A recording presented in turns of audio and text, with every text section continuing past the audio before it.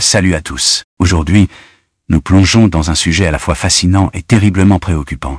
La disparition des bébés en Europe. Oui, vous avez bien entendu. L'Europe traverse une crise démographique sans précédent, et bien plus qu'un simple constat statistique, cette réalité bouleverse l'avenir même de nos sociétés.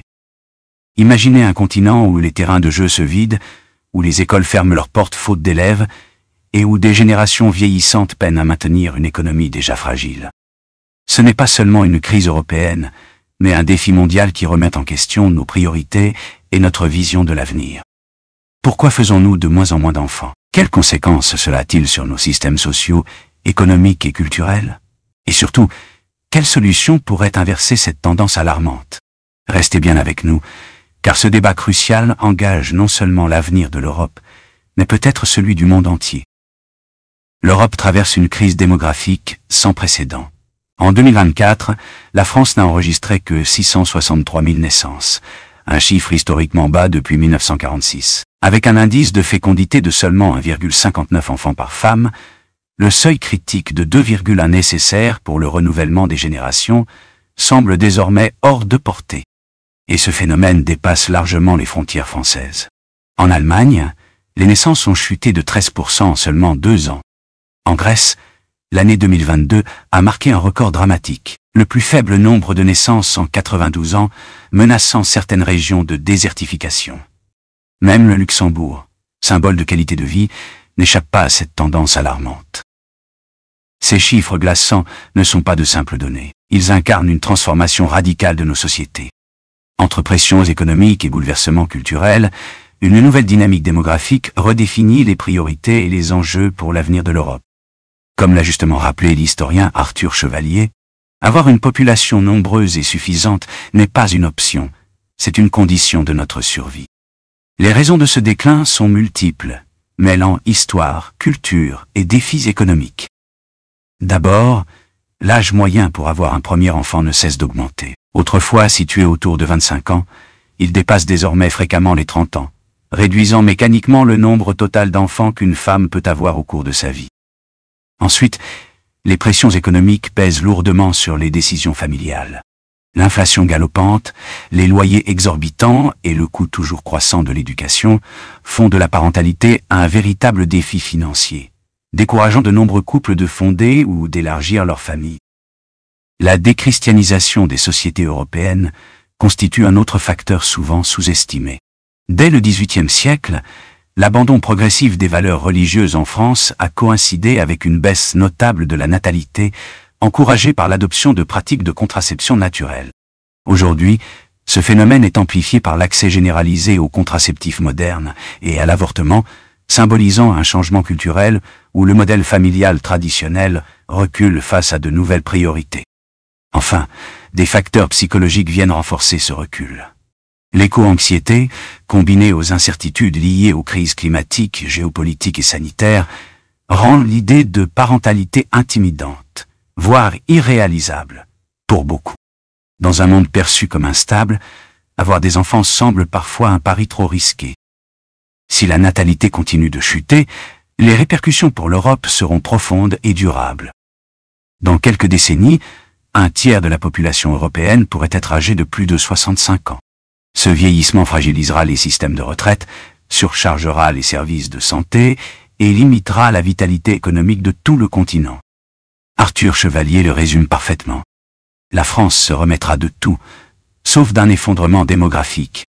La population, c'est la puissance. Sans elle, rien, absolument rien n'est possible. Avec une population active en forte diminution, la croissance économique s'essoufflera, rendant le financement des infrastructures publiques et sociales de plus en plus difficile. Une Europe vieillissante, c'est aussi une Europe qui perd son dynamisme, sa capacité d'innovation et son influence sur la scène mondiale. Relancer la natalité en Europe est un défi titanesque. Face à l'effondrement des naissances, certaines voix proposent des solutions technologiques, mais cette approche soulève des inquiétudes profondes. En France, Emmanuel Macron mise sur des mesures controversées, comme le remboursement des bilans de fertilité dès 20 ans, l'ouverture de l'autoconservation des ovocytes aux centres privés et la simplification de l'accès à la procréation médicalement assistée. Pour les femmes seules et les couples lesbiens. Mais cette vision pose des questions éthiques et sociales majeures. La procréation médicalement assistée, souvent présentée comme une solution miracle, ouvre la voie à une marchandisation des naissances, transformant les bébés en produits de laboratoire. Derrière le progrès scientifique se cache une réalité préoccupante, la standardisation des naissances et la rupture avec la dimension naturelle de la procréation. Cette dérive transhumaniste, couplée à une explosion des avortements, alimente un paradoxe insoutenable. D'un côté, on facilite l'accès à des technologies coûteuses pour créer la vie, de l'autre, on banalise sa destruction. Elisabeth Badinter alerte sur les dangers de cette médicalisation excessive qui détourne l'attention des véritables causes du déclin démographique. La précarité économique, l'explosion des coûts du logement et l'incapacité à concilier travail et vie familiale. Ces défis structurels, bien plus que l'accès à des solutions technologiques, façonnent les décisions des familles. D'autres pays choisissent des voies plus respectueuses de la dignité humaine et du lien social. Au Japon, la gratuité des crèches dès 2025 montre qu'un soutien pratique peut redonner confiance aux parents. En Grèce, un plan ambitieux de 20 milliards d'euros soutient directement les familles avec des aides fiscales et sociales. Ces exemples démontrent que le véritable levier réside dans une politique familiale inclusive, ancrée dans le respect de la vie et de la dignité des enfants. Plutôt que de s'engager dans une course technologique, pourquoi ne pas investir dans des solutions qui renforcent le lien social et redonnent aux familles la place qu'elles méritent? La crise de la natalité n'est pas qu'un problème démographique, elle reflète une crise de civilisation. Comme l'a rappelé Arthur Chevalier, avoir une population nombreuse et suffisante n'est pas une option, c'est une condition de notre survie. Mais cette survie ne passe pas par une médicalisation de la procréation ou par la marchandisation de la vie humaine. Elle exige un retour à des valeurs fondamentales. Protéger la dignité de chaque enfant, soutenir les familles et créer un cadre où la vie est perçue comme une richesse, non comme un fardeau. L'Europe a besoin d'une vision à long terme, basée sur des politiques familiales inclusives, des infrastructures adaptées et une économie au service des personnes.